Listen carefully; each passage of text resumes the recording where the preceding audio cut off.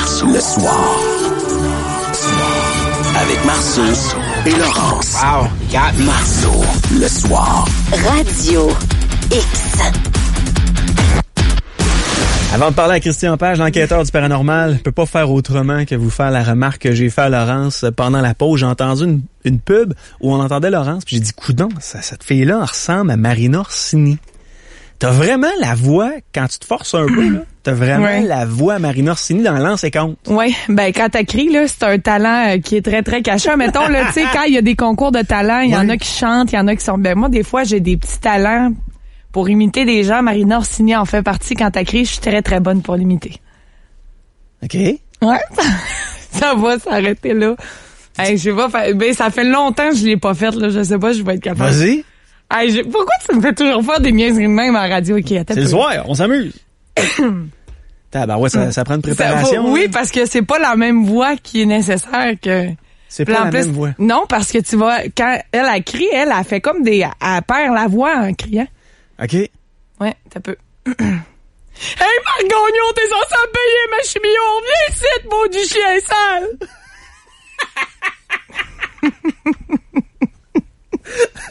C'est l'enfer. Ouais, c'est comme un talent. Mais ça m'a marqué, j'ai entendu à peu. Patrick Lagacé, c'est que tu fais ici. On vient ici, on n'a pas fini, on l'a pas retrouvé, là, lui qui a eu un accident. Bon, fait que là, c'est assez, là. Bon, passons aux choses sérieuses. C'est l'enquêteur du paranormal. Son nom, c'est Christian Page, journaliste, chroniqueur, auteur et conférencier. Allez faire un tour sur sa page Facebook, christianpage.ca. Salut! Salut Yannick. Comment ça va? Laurence. Salut! Moi, je m'amuse parfois à imiter Vous avez tout du talent, puis pas moi, hein? Coudonc! Bien oui, tout à Radio X, hein? Ouais. Mais tu trouves-tu qu'elle a la même voix? Oui, je trouvais que c'était assez bien réussi comme imitation pour, des non-professionnels comme moi, là, j'ai un non-professionnel. C'est ça, on gagne pas notre vie avec ça, donc on se pratique pas tous les jours pour améliorer ça. Mais je suis pas certaine que je pourrais gagner ma vie juste avec l'imitation de Marina Orsini, mais il y a de l'avenir. C'est sûr que là, on peut se questionner effectivement sur les retombées économiques d'un tel talent. Oui. T'as-tu fait un peu de sous avec Mad Dog Vachon, toi? Pas du tout. Pas du tout? Pas du tout, mais bon, qu'est-ce que tu veux? Alors, ça nous amuse. T'as-tu essayé? Non, pas du tout. Non. Hey, Christian, cette semaine, tu nous dis de se méfier du téléviseur. Oui, ça me fait penser à votre précédent intervenant, là, un type qui vous a envoyé un courriel en disant méfiez-vous des médias. Là, tu sais, là, les médias, c'est là dans le fond quand on dit méfiez-vous de votre téléviseur, en fait, ce n'est pas tant ce que vous observez à la télévision, parce qu'effectivement, même si on dit que les médias parfois c'est un peu critiquable, et surtout la qualité de nos émissions, mais c'est plutôt on parle bel et bien de l'appareil lui-même. Et là, écoute, Yannick, je vais te raconter un truc qui nous envoie littéralement dans l'antichambre de la science-fiction. C'est, il y a quelques jours, le réseau Wikileaks, qui est un réseau qui rend public des informations ou des dossiers de manière plus ou moins anonyme. Donc, ce réseau Wikileaks a mis en ligne, il y a quelques jours, quelques 8000 documents qui sont liés à des activités, disons, entre guillemets, questionnables de la CIA, la Central Intelligence Agency, donc l'agence de renseignement américaine. Et là, ce qu'on nous dit, selon ces documents de la CIA, l'agence serait en train d'expérimenter des systèmes de piratage en passant, et là, tiens-toi bien, par ton téléphone intelligent, ta tablette et même ton téléviseur. Ah oui. Et là, ce que l'on raconte là-dedans, écoute, moi, j'ai lu ces documents-là et écoute, je tombais à la renverse parce que c'est vrai que je suis pas un crack de la cyber espionnage et tout ça. Et ce que je disais là-dedans était renversant. Donc, ces documents qui ont été publiés sous le nom de Vault 7, Vault 7, évoquent en fait des activités de la CIA qui se sont tenues entre 2013 et 2016, mais rien ne permet de croire qu'ils ont mis fin à ces travaux-là. Et ces travaux-là concernent principalement le Center for Cyber Intelligence, donc, si on peut dire, la branche web de la CIA, donc celle qui s'occupe justement de vérifier ce qui se passe sur le web. Et tout ça, bien sûr, se fait tu l'as bien compris, se fait dans un esprit de, ou à tout le moins sous le paravent de, on doit surveiller les gens parce qu'il y a toutes sortes de méchants terroristes qui se cachent parmi nous. Oui. Là, évidemment, on peut toujours se poser la question éthique au nom du terrorisme, au nom de la sécurité nationale, au nom de la protection civile, jusqu'où peut-on aller? Et là, ce que l'on lit dans ces documents-là, c'est que au cours des dernières années, c'est vrai que la CIA utilisait souvent des mécanismes qui sont bien connus là, des auditeurs, c'est des chevals de Troie, on parle des malwares, on parle également de virus, que la CIA pouvait comme ça infecter certains ordinateurs de suspects d'activités illicites et ainsi surveiller ce qui se faisait. Donc, on mettait des mots-clés, on surveillait des mots-clés et tout ça, et ça se faisait bien sûr à l'insu de l'internaute qui lui ne se savait pas infecté par ces virus. Mais on le sait, depuis quelques années, il y a eu une multiplication de programmes antivirus, tous plus performants les uns que les autres, tant et si bien que la CIA s'est retrouvée un peu acculée au pied du mur et là doit penser à de nouvelles techniques pour surveiller en fait les gens. Et là, ce que l'on lit là-dedans, c'est aberrant, c'est que ces gens de la Cyber Intelligence ont trouvé le moyen à travers tout ce qui émet, tout ce qui reçoit chez toi une onde de l'extérieur, donc ton téléviseur, ton iPhone, ton pad, tout ça devient un peu des objets qui seraient possibles de pirater et de les transformer en système d'écoute électronique. On nous raconte même que la CIA aurait trouvé le moyen, en particulier avec les téléviseurs Samsung, qui auraient, semble-t-il, une faille dans leur mécanisme. Il serait possible d'utiliser ton téléviseur Samsung, même si tu crois qu'il est éteint, pour pouvoir, en fait, déclencher des mécanismes à l'intérieur et faire de la surveillance chez toi, écoute et peut-être aussi visuel, si on parle de systèmes avec une caméra, comme par exemple les ordinateurs là, portables qui souvent ont une petite caméra incorporée. Mais c'est une idée, mais Christian, c'est une idée de génie parce que ces outils-là que tu as chez toi, tu t'en méfies pas. C'est pas comme le téléphone ou quand tu communiques avec quelqu'un sur Internet. Quand j'étais jeune, on me parlait déjà au secondaire, si on était au téléphone avec quelqu'un puis on faisait une mauvaise blague en disant le mot bombe, ben on nous disait que les Américains, ils nous enregistraient, il y avait une petite enregistreuse qui partait, puis là notre conversation est enregistrée, puis peut-être vérifiée plus tard pour savoir s'il y avait une menace. Ce que tu évoques, Yannick, c'est ce qu'on a appelé, en fait, c'est ce qui s'appelait à l'époque le projet Échelon. Oui. Le projet Échelon qui est toujours actif aujourd'hui. On sait que le centre névralgique du projet Échelon se trouve sur une petite île dans l'océan Indien qui s'appelle Diego Garcia, et on sait que c'est surtout de là que sont gérées en fait les activités du projet Échelon. Donc, ce qu'on te racontait est tout à fait vrai. Donc, la CIA surveille nos communications et elle le fait à grande échelle et souvent à partir de mots-clés, comme tu dis, bombes, mitrailleuses, armes, etc. Donc, il y a des mots-clés qui sont détectés et là, on va enregistrer. Mais bien sûr, ça ne permet pas de surveiller exactement ce qui se passe dans ton ordinateur et encore moins ce qui se passe chez toi. Alors, avec ces systèmes, on pourrait éventuellement littéralement mettre des yeux un peu partout dans les chaumières et vérifier ce qui se passe. En fait, on n'est pas tellement loin de ce roman de George Orwell, 1984, où Big Brother était partout et nous surveillait.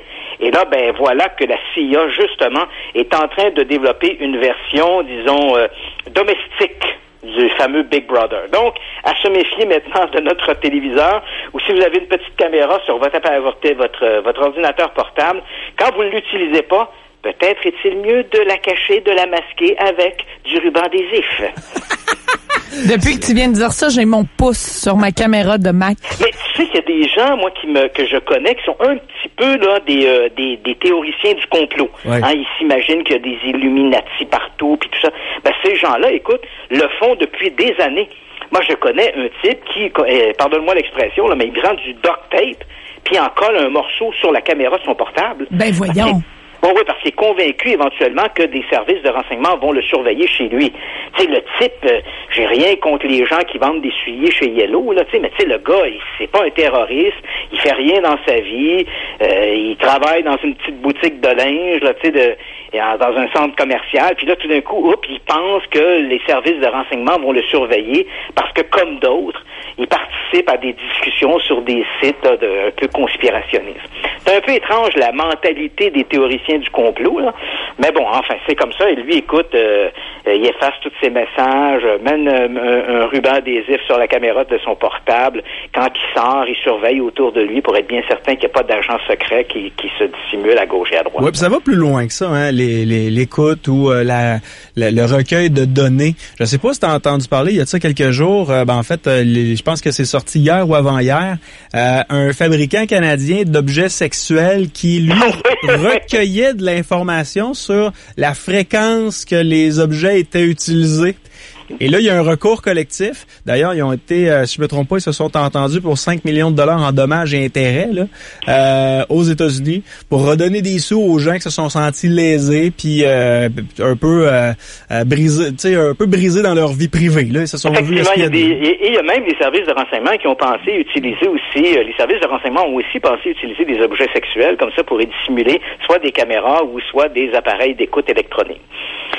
Il y a eu une première tentative, mais pendant 30 minutes, il n'y avait que des Finalement, il a abandonné. Bon, prochain sujet, Christian, la mort peut attendre. Oui, écoute, et ça, c'est un truc qui fait réfléchir. Et tu vas comprendre, on en a déjà parlé à l'émission, et même on avait évoqué l'idée à un moment donné de faire une émission spéciale, par exemple, pour parler des expériences de mort imminente et de recevoir des médecins, des neuroscientifiques pour en discuter de manière intelligente. Et là, ce que je vais te raconter touche un peu ce phénomène des expériences de mort imminente et en fait remet en question ce que l'on peut penser à propos de ce sujet-là. Donc, les morts imminentes, je rappelle aux auditeurs qu'est-ce que c'est. C'est cette expérience que vivent à peu près 30%, pas tout le monde, mais à peu près 30% des gens qui sont victimes d'une mort clinique.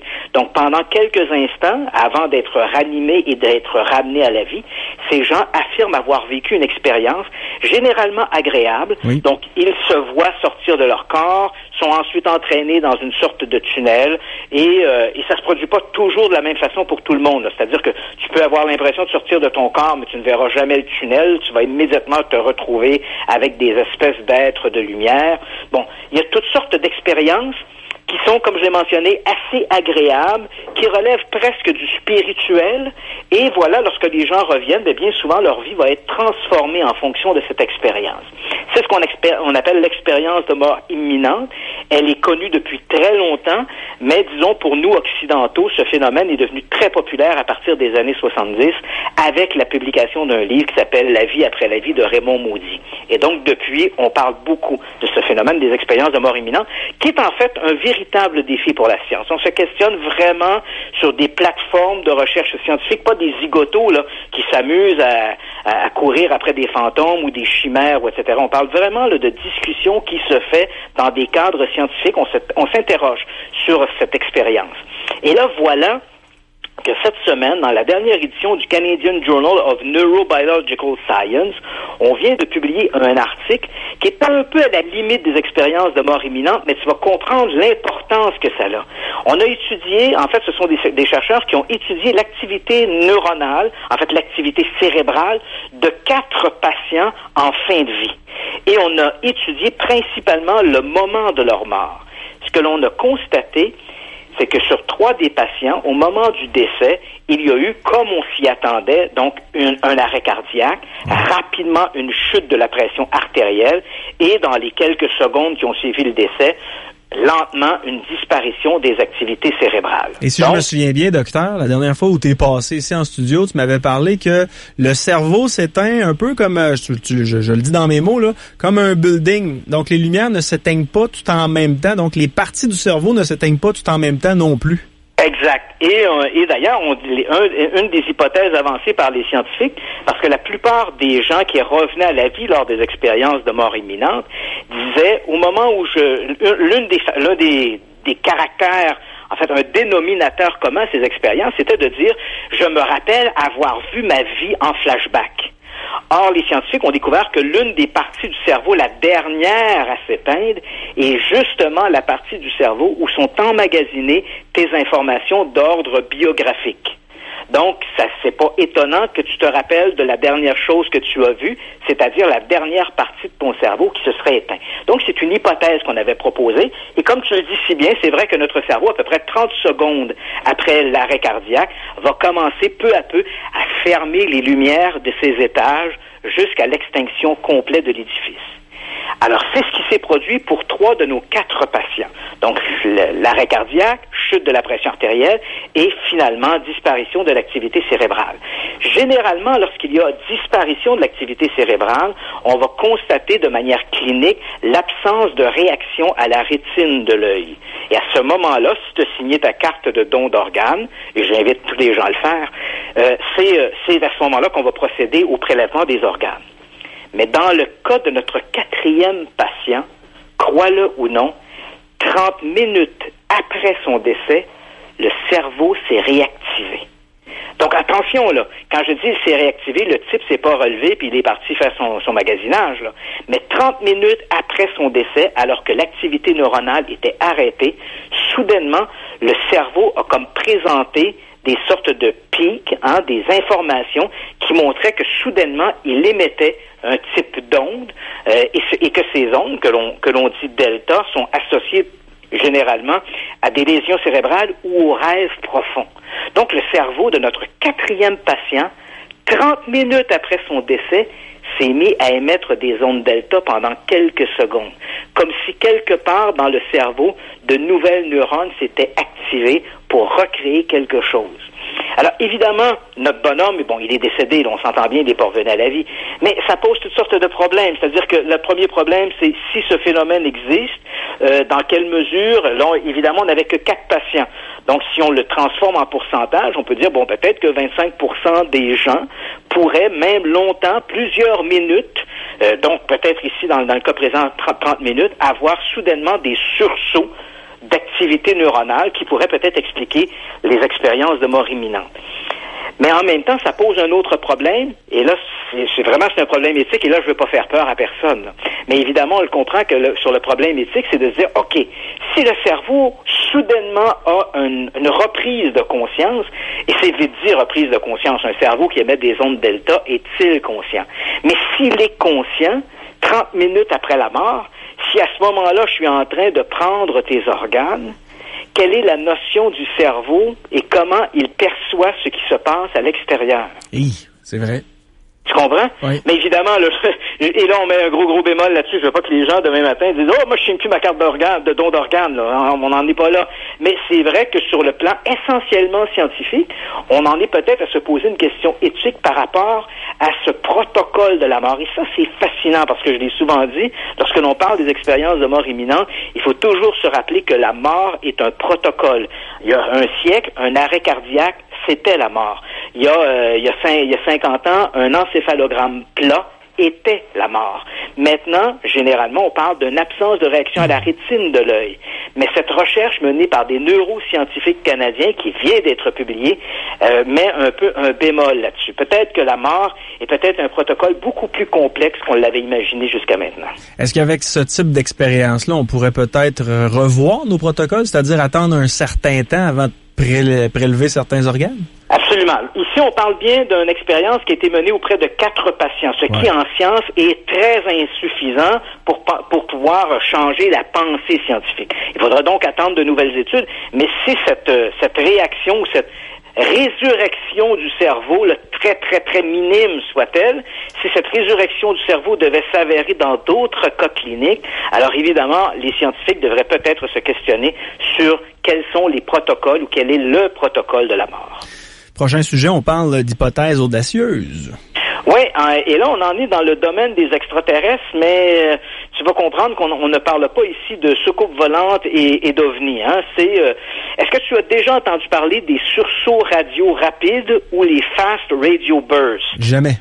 Non, et ça, c'est pas les sursauts radio rapides, là, c'est pas parce que ton radio est tombé à terre. En fait, ce phénomène des fast radio bursts, les FRB ou les sursauts radio rapides, ce sont en fait des sortes d'explosions électromagnétiques qui se passent dans le cosmos, qui sont excessivement puissantes et de très courte durée. Donc, ce phénomène-là était tout à fait inconnu jusqu'en 2007, lorsqu'on a enregistré les premiers, et ça, bien sûr, parce qu'on a des appareils de plus en plus sophistiqués pour écouter l'espace. Donc, on a enregistré les premiers en 2007, et depuis, on a enregistré 18 de ces explosions. Alors, pour te donner une idée de quelle est la nature de ces explosions, on parle d'une charge électromagnétique qui serait capable de produire, toujours en énergie électromagnétique, l'énergie produite par le Soleil en 10 000 ans. C'est énorme. Oui. Mais bien sûr, cette explosion ne dure que quelques microsecondes. Alors, tu t'imagines l'énergie dégagée par cette extraordinaire explosion. Alors, évidemment, depuis que les premiers sursauts radio rapides ont été détectés, les scientifiques se sont beaucoup intéressés à ce phénomène. Et il y a quelques années, on a même réussi à remonter à la source de l'une de ces explosions qui se situait dans une galaxie naine située à 3 milliards d'années-lumière de la Terre. Donc, on s'entend que c'est pas la porte d'à côté. Mais même si on a pu remonter à la source, les scientifiques ont été incapables d'identifier la source de ce phénomène-là. Donc, on sait d'où il part, mais on ne sait pas ce qu'il produit.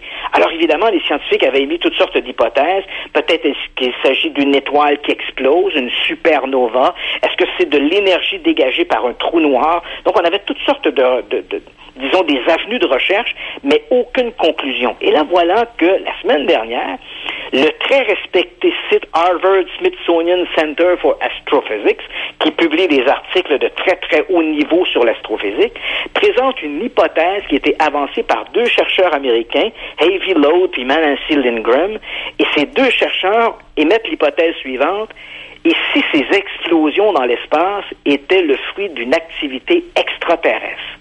Alors là, assis-toi bien, parce que ce qu'ils imaginent, c'est encore une fois aux limites de la science-fiction. Ils imaginent une sorte d'antenne, une parabole, qui serait en fait en surface 2 fois plus grande que la Terre.